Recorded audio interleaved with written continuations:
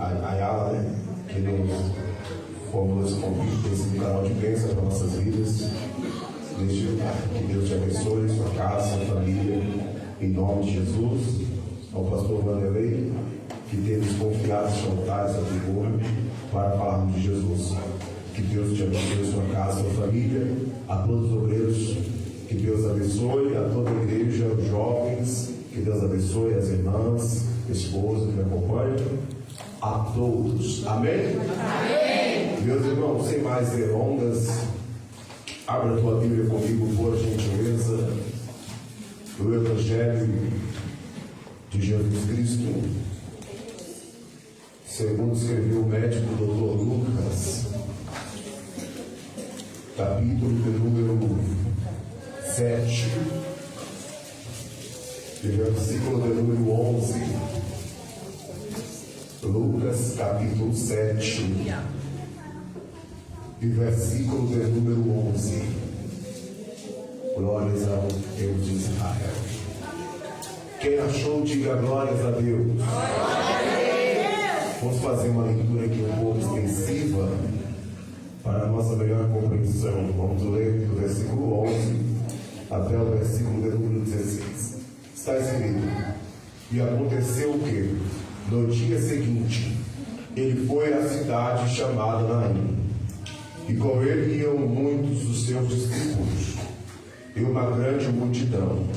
Ora, quando ele chegou perto da porta da cidade, eis que ali um homem morto, um defunto, era carregado para fora, filho único de sua mãe, que era viúva, e uma grande multidão estava com ela. E vendo-a, o Senhor sentiu íntima compaixão dela e disse-lhe: não chores. E chegando-se, tocou o esquife, e os que levavam pararam. E ele disse: jovem, a ti te digo, levanta-te. E o que estivera morto sentou-se e começou a falar. E ele entregou a sua mãe, e a todos sobreveio o temor. E eles glorificavam a Deus, dizendo: um grande profeta se levantou entre nós, e que Deus visitou o seu povo. Amém? Então pode tomar o seu assento, glorificando ao Deus de Israel, porque ele vive e reina para todo sempre. Amém? Esse texto que nós acabamos de ler, esse texto que nós acabamos de fazer menção, é um texto bastante conhecido de todos nós. Aleluia! Mas Deus, ele tem algo para nós aqui nessa passagem. Esse texto que nós acabamos de ler está nos trazendo um drama de uma mulher. Está nos trazendo um drama de uma mulher que pela segunda vez ela está passando pela mesma dor. Pela segunda vez esta mulher está passando pela dor da perda, pela dor do luto. A primeira vez que essa mulher vai passar pela dor da perda, vai passar pela dor do luto, é quando ela perde o seu esposo. Quando ela perde o seu esposo, ela vai passar pela dor da perda, ela vai passar pela dor do luto. Eu acredito que agora ela vai passar pela segunda vez por esta dor, mas agora eu acredito que vai ser uma dor mais intensa. Eu acredito que agora o sofrimento dela vai ser maior. Por quê? Porque agora ela está perdendo o seu filho. E nós sabemos que no percurso natural da vida é os filhos sepultarem os seus pais, e não os pais sepultarem os seus filhos. Então nós entendemos que isso, a dor dela é maior, o sofrimento dela é maior, porque ela está perdendo o seu filho. Nós sabemos que nessa época uma mulher, ela não poderia trabalhar, e se essa mulher ela não pudesse trabalhar, ela deveria ter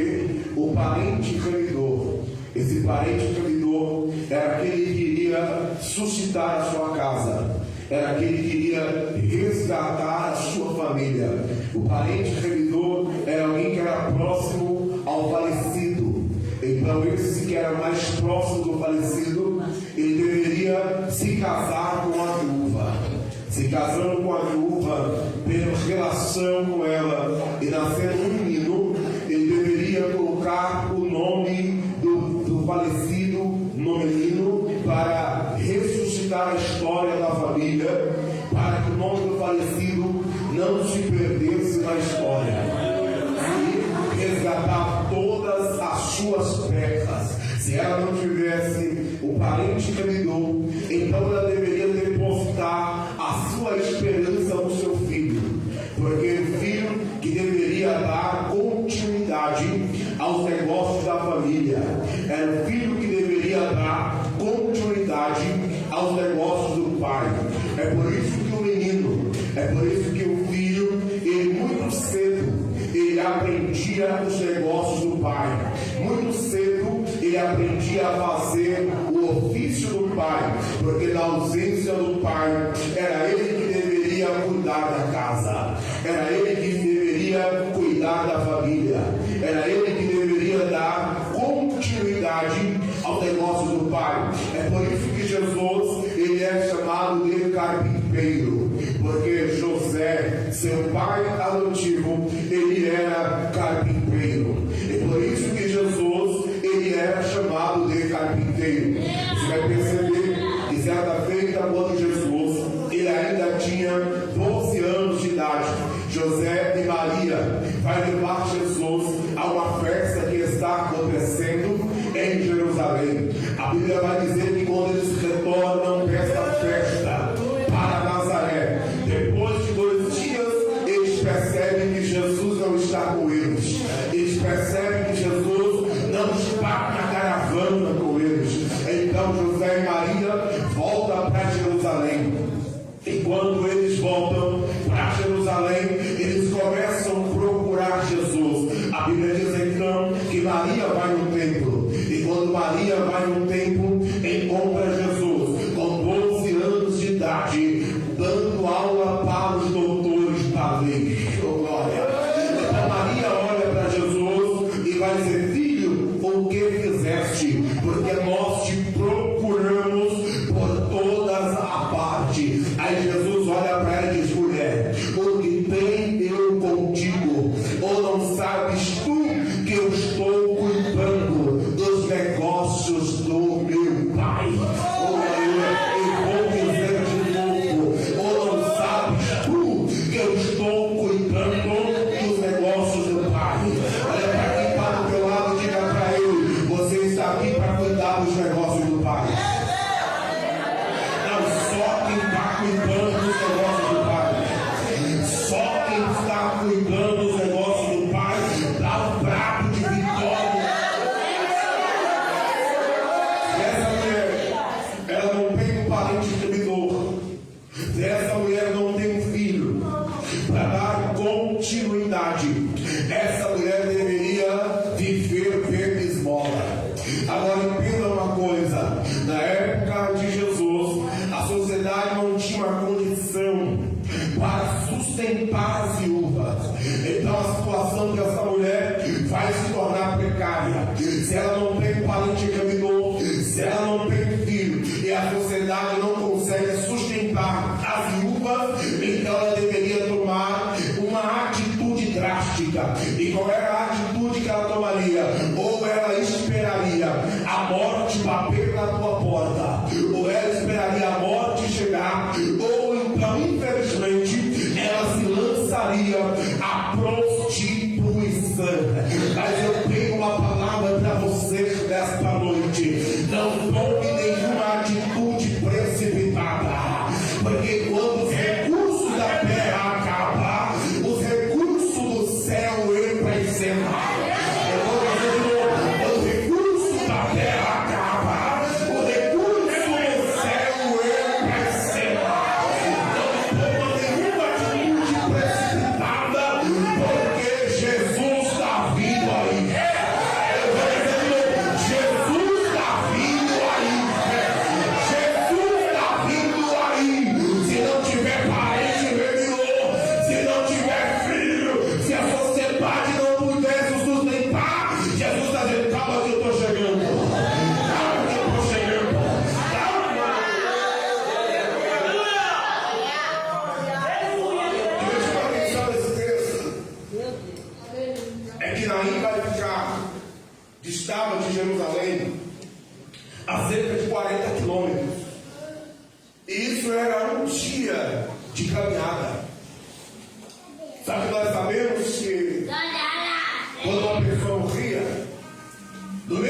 dia, a pessoa era sepultada.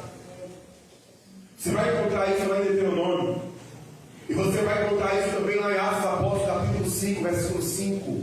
Ananias e Safira, quando eles morreram, no mesmo dia, eles foram sepultados. Só que me chama a atenção é que se isso é uma verdade, então esse jovem, no mesmo dia que ele morreu, ele deveria ser sepultado. Agora entenda uma coisa: Jesus chegou antes do sepultamento.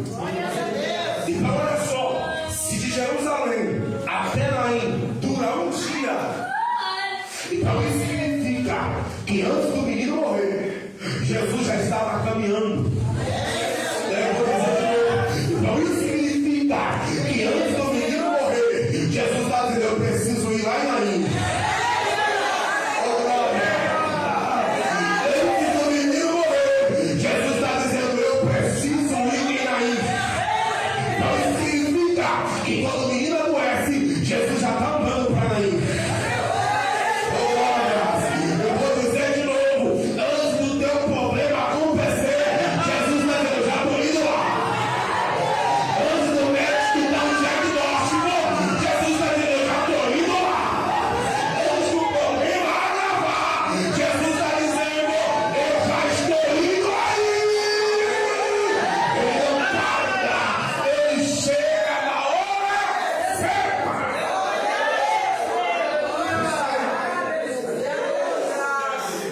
Só que se você analisar o texto, você vai perceber algo, que há uma diferença aqui de João 4,4. Porque em João 4,4 é necessário José passar por Samaria. Só que você vai perceber que esse é o único momento que Jesus entra em Naim. Esse é o único momento que Jesus pisa em Naim.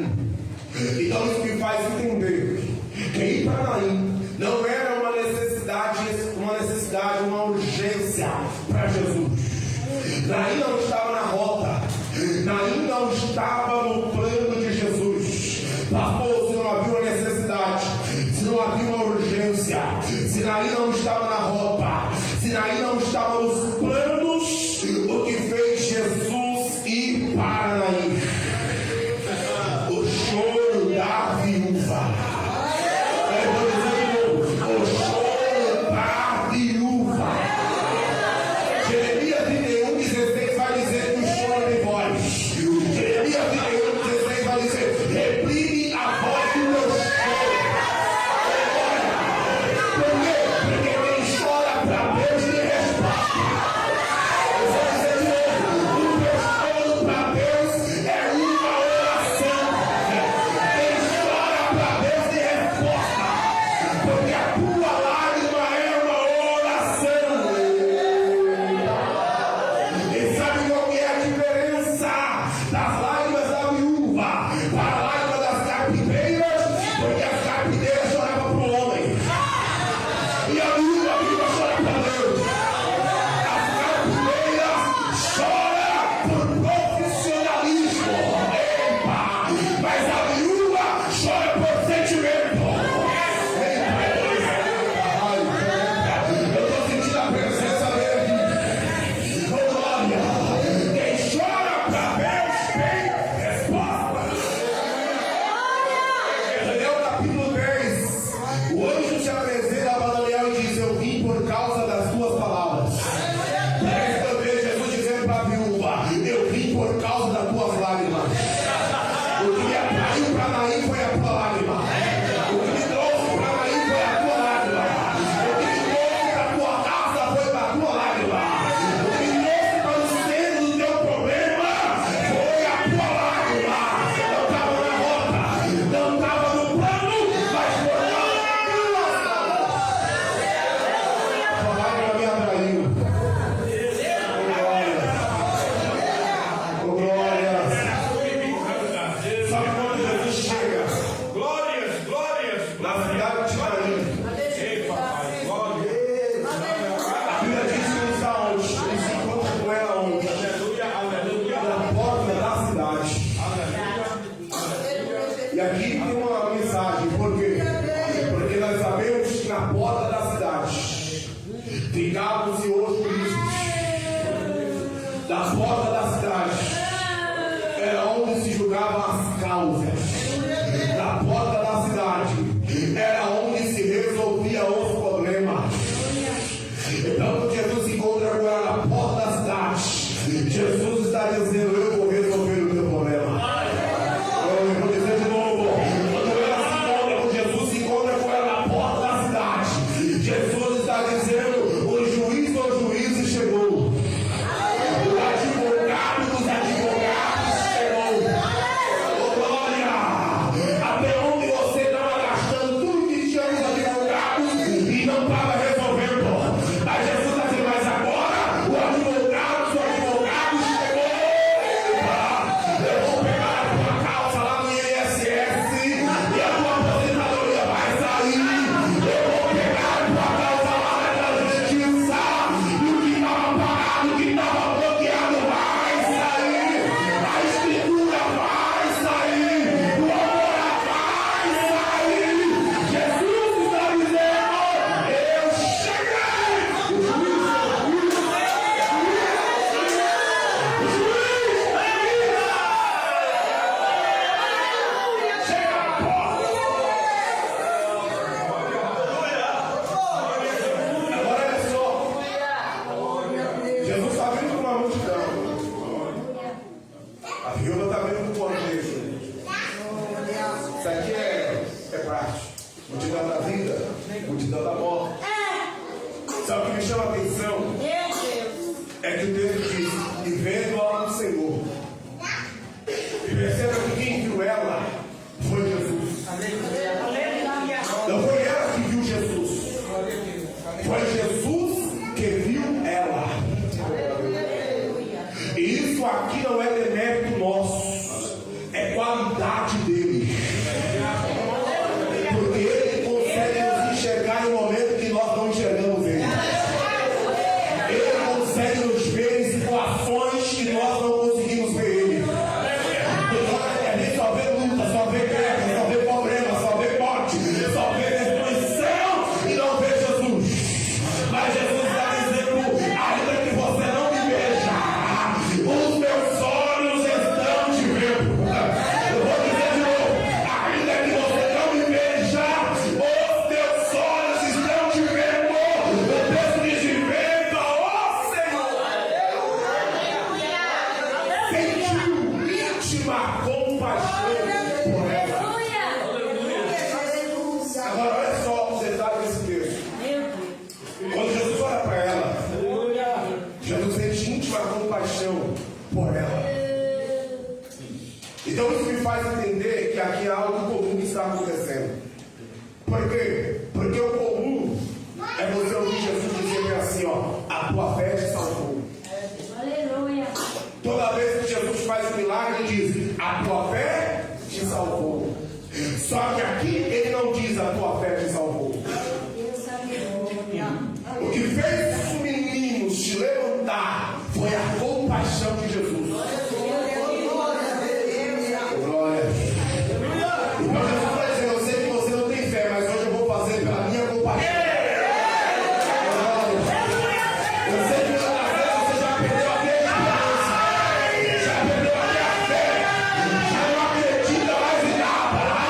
Mas ele está dizendo: mas hoje eu vou atuar de forma incomum. Como é que é? Hoje eu vou fazer pela tua fé. Hoje eu vou fazer pela minha compaixão. Sabe por que Jesus sentiu a compaixão por ela? Porque Jesus percebeu uma coisa. Do que foi que Jesus percebeu? Que a alma dela estava ligada à alma do menino.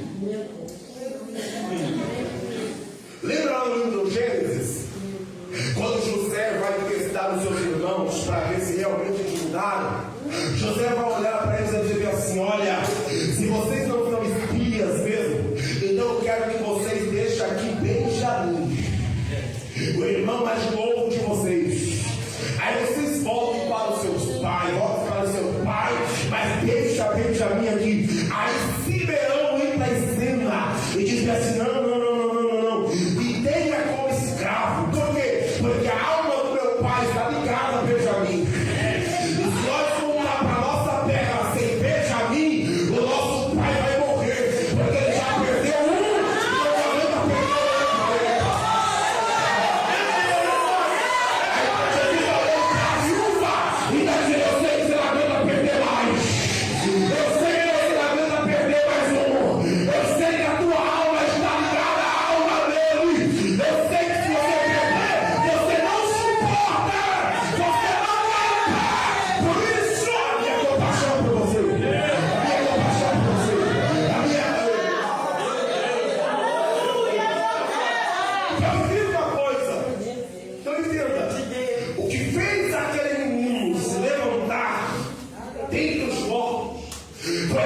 compaixão que Jesus teve pela vida.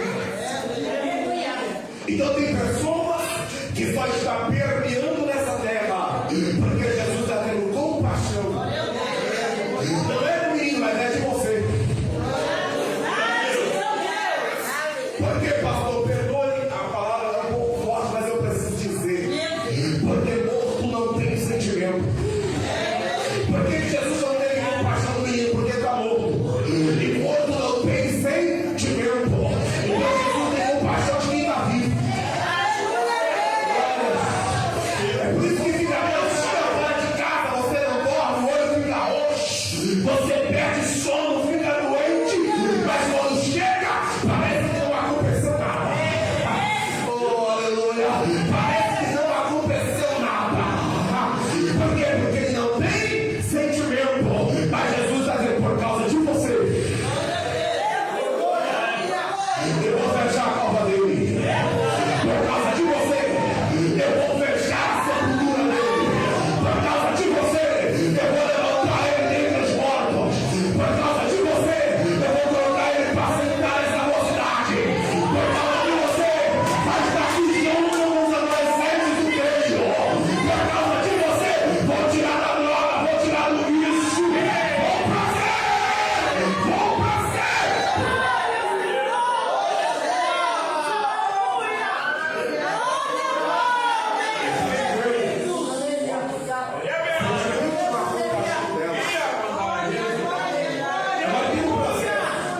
Tem um processo. Antes de Jesus chegar até o menino, Jesus primeiro chega até a viúva. Primeiro ele acalma a viúva. Primeiro ele tranquiliza a viúva. Primeiro ele refrigera o coração da viúva. Primeiro ele enxuga as lágrimas da viúva. Primeiro ele dá uma palavra para a viúva. Não chore. Glória. Jesus está dizendo, antes de eu alcançar no teu, primeiro eu vou acalmar o teu coração. Glória. Antes de eu alcançar no teu, primeiro eu vou enxugar as tuas lágrimas. Antes de eu alcançar no teu, primeiro eu vou liberar uma palavra de consolo. Primeiro eu vou liberar uma palavra de conforto para a tua vida. Acalmou? Acalmou? Ouviu a palavra? Eita, agora eu vou até seu filho. Agora eu vou até ele. Agora eu vou até ele. Então Jesus chega. O texto diz que estavam levando. Agora olha só. Aqui tem duas visões. Ou tem dois diagnósticos. Primeiro tem do médico Lucas. E depois tem a de Jesus. Porque o médico Lucas fala o quê? E levavam um defunto. E levavam um defunto. O médico Lucas está dizendo, e levavam um defunto. E levavam um defunto. Ele está dando um atestado de óbito, dizendo, pode enterrar que está morto. Ele está dando um atestado de óbito, dizendo, não existe mais vida aí. Oh, glória. Mas olha só como Jesus chama.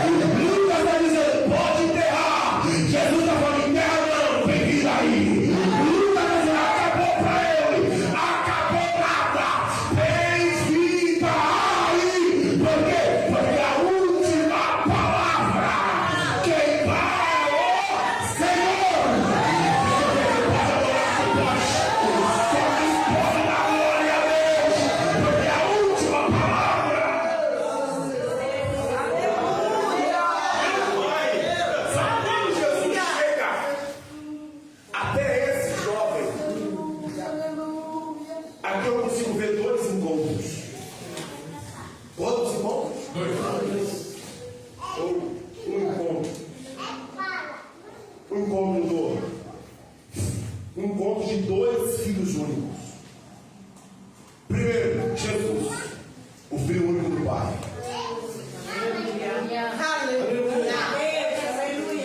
E o jovem, o filho único da viúva. Oh glória. Oh glória. Só que o filho único do Pai está destinado a morrer. Mas o filho único da viúva está destinado a viver. Jesus dizendo: o meu destino é morrer, mas o teu é vida. O meu destino é morte, mas o teu é vida. Eu morro para que você viva. Eu morro para que você cante. Eu morro para que você adore. Eu morro para que você se levante. Eu morro para que você seja restaurado. Jesus está dizendo: eu vou tomar o teu lugar hoje. Eu morro, mas você se levanta do esquilo.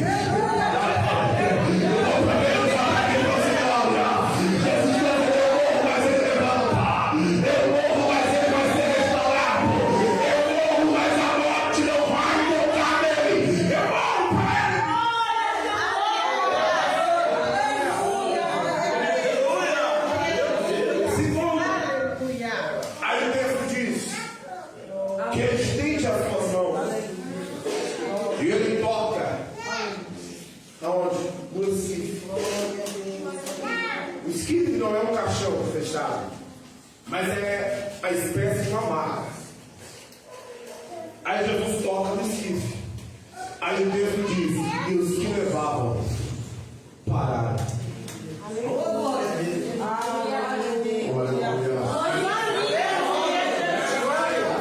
Jesus está dizendo para alguém assim: vamos trocar de mão hoje. Não, Jesus está dizendo para alguém: hoje nós vamos trocar de mão. Enquanto você estava colocando a sua mão, continuava levando ele. Mas quando eu coloco a minha mão, quem estava levando vai ter que parar. Eu profetizo em nome do Senhor Jesus que essa droga por nome de K9 Space vai ter que parar. Não vai levar mais os nossos jovens por vício. Não vai levar mais para as drogas. Não vai levar mais para a destruição. Jesus está dizendo: eu vou colocar minha mão e vou parar o passo. Quem estava levando vai ter que parar. Quem está, eu vou profetizar. Essa palavra é profética e está tendo um peso no mundo espiritual. Eu não sei quem estava levando, mas Jesus está dizendo: hoje eu tiro a tua mão e coloco a minha. Hoje eu tiro a tua mão e coloco a minha. Quem estava levando vai ter que parar. Você acredita nessa verdade, irmão?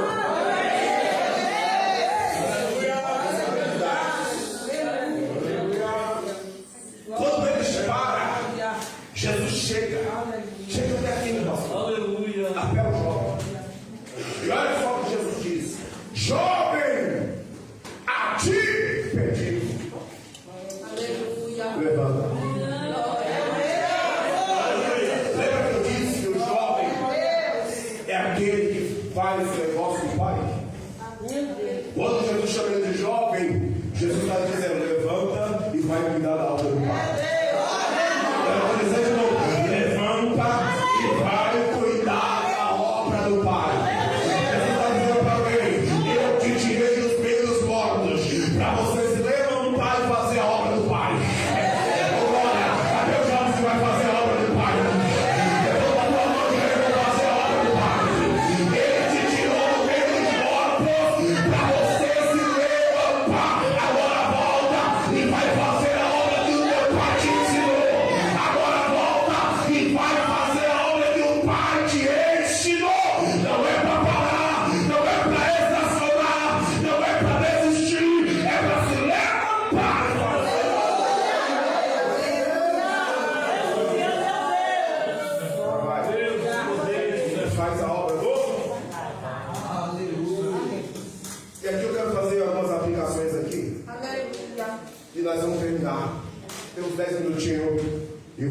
terminar.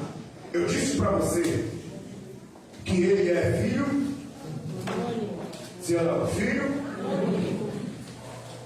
Então, se ele é filho único, ele é o quê? Primogênito.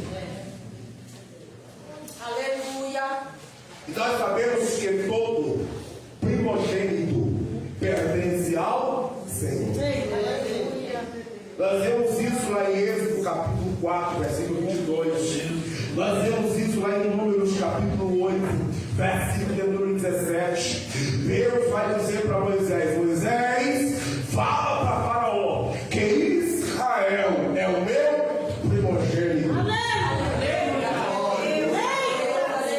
E lá em Números capítulo 8, versículo 17, ele vai dizer assim: ó, todo primeiro que nascer da família pertence ao Senhor. Então, o filho da viúva, ele é o que? Primogênito. Então, se ele é primogênito, ele pertence ao Senhor. Só que a morte chegou em Naim e disse bem assim: eu vou levar aquele que pertence ao Senhor. Só que Jesus chega e diz bem assim: a morte não vai levar aquele que pertence ao Senhor. Eu vou dizer de novo: a morte não vai levar aquele que pertence ao Senhor. Você apresentou a Deus, você apresentou no altar de Deus, você disse: Senhor, é teu mais do que meu, é mais teu do que meu. E Jesus está dizendo: a morte não vai levar, a praga não vai levar, a perseguição não vai levar aquele que você apresentou no meu altar e disse: é teu, Senhor, é teu, Senhor, é teu, Senhor, é teu, Senhor. Jesus está dizendo: eu vou chegar, eu vou chegar. A tua aí, a minha é transforma pela vida. Você acredita nessa verdade? Vamos lá. Se ele é primogênito, se ele é filho único, ele é primogênito. E se ele é primogênito, ele é consagrado ao Senhor. Nós vemos isso lá em Êxodo 22, 29. Todo aquele que era consagrado ao Senhor era uma forma de dizer: aqui em casa, Deus é prioridade. Quando esse consagrado primogênito, ele estava dizendo: Deus da minha casa é prioridade. Então, aquele filho único na casa da viúva é uma forma de dizer: aqui em casa Deus é prioridade. Aqui em casa tem glória. Aqui em casa tem aleluia. Aqui em casa tem louvor de dia, de tarde e de noite. Aqui em casa nós servimos ao Senhor. Aqui em casa nós adoramos ao Senhor. Na minha casa Deus é prioridade. Aí a morte chega aí dizendo bem assim: na casa da viúva Deus não vai ser mais prioridade. Eu vou arrancar o lugar de Deus dentro da casa dela. Eu vou arrancar a prioridade de Deus dentro da casa dela. Aí Jesus chegou e disse: não vai nada. Na casa dela Deus vai continuar sendo prioridade. Deus vai continuar sendo adorado. Deus vai continuar sendo glorificado. Você pode dizer isso: na minha casa Deus é prioridade. Diga: na minha casa Deus é prioridade. Na minha casa é glória de dia e glória de noite. Na minha casa nós servimos ao Senhor. Deus é prioridade. Para nós finalizar, Aleluia. se você vai para Êxodo, capítulo de número 12, você vai perceber que Deus vai mandar a última praga da terra do Egito. E é a praga dos primogênitos. Deus disse para Moisés: Moisés, chama os anciões e diga para eles que em cada casa tenha um cordeiro. Fala para eles decolarem um cordeiro, pegar o sangue do cordeiro, colocar balizoto, que é uma planta que nasce na fenda da rocha. Não pode ser em qualquer lugar. Tem que ser a planta que nasce na fenda da rocha. Pega essa planta. A rocha, você sabe quem é? Pega essa planta e molha na bacia com água. E aí você vai passar o sangue do cordeiro na verga da porta, dos umbrais da porta. Por quê? Porque na casa dos egípcios, na porta, tem as inscrições dos deuses do Egito. Como se estivesse dizendo: a minha casa é protegida pelo Deus Sol, pelo Deus Ra. A minha casa é protegida pelos deuses do Egito. Sabe quando você passar o sangue, você vai dizer: quem guarda a minha casa não é o Deus Ra. Minha casa não está protegida pelos deuses do Egito. Quem protege a minha casa é o sangue do cordeiro. Agora, vou dizer de novo: a minha casa é protegida pelo sangue do cordeiro. Quem guarda a minha casa não é a Zera, não é a Zarota, não é a Raul. Quem guarda a minha casa é o cordeiro, é o sangue do cordeiro. Eles apagam a marca dos egípcios e colocam a marca do sangue. Senti uma arrepio aqui na costela, vou dizer de novo. Deus vai dizer: aquela marca do Egito vai sair. E a marca que vai estar lá é a marca do sangue. O diabo, quando olhar para a tua casa, ele vai ver a marca do sangue do cordeiro. O diabo, quando olhar para a porta da tua casa, ele vai saber: esta família pertence ao Deus Altíssimo. Esta casa pertence ao Deus Altíssimo. Por quê? Olha a marca do sangue lá, olha a marca do sangue. Olha lá. Pois é. Você vai dizer para o povo que à meia-noite o Espírito da morte vai descer. Meu Deus. Mas diga para eles que ninguém saia para fora. Porque o que vai garantir é quem fica do lado de dentro. Fala para eles: pode ter cordeiro, pode ter sangue na porta, mas o livramento é para quem continua do lado de dentro. Daí eu vou dizer de novo: o livramento é para quem está do lado de dentro. Então eu vou dizer essa verdade para você: passe de passar, continue do lado de dentro. Venha o que vier, continua do lado de dentro. Sofra a perseguição que for, continua do lado de dentro. Porque o livramento é para quem está desse lado. Coisa linda, Jesus. Encerra agora, encerra agora. Então vamos lá. O Espírito da morte desceu. E o que aconteceu? Ele pulou a casa dos hebreus. Mas a casa que não tinha o sangue, não tinha cobertura do sangue, o Espírito da morte entrou. Então o que deu o livramento? O que deu o livramento para os primogênitos dos hebreus foi a cobertura do sangue do cordeiro. Aí a morte chega lá em Naim e diz para a viúva: eu vou levar o teu primogênito, eu vou levar o teu filho. Aí Jesus chega e não vai nada. Por quê? Porque ele está debaixo da cobertura do cordeiro. Olha, Jesus, o cordeiro de Deus. E Jesus chegou e disse: casa que está debaixo da minha cobertura, o Espírito da morte não entra. O Estado, deixa eu ver se você acredita nisso. Só quem está debaixo da cobertura do sangue do cordeiro. Quer ver o seu sabor? Coloque os seus pés.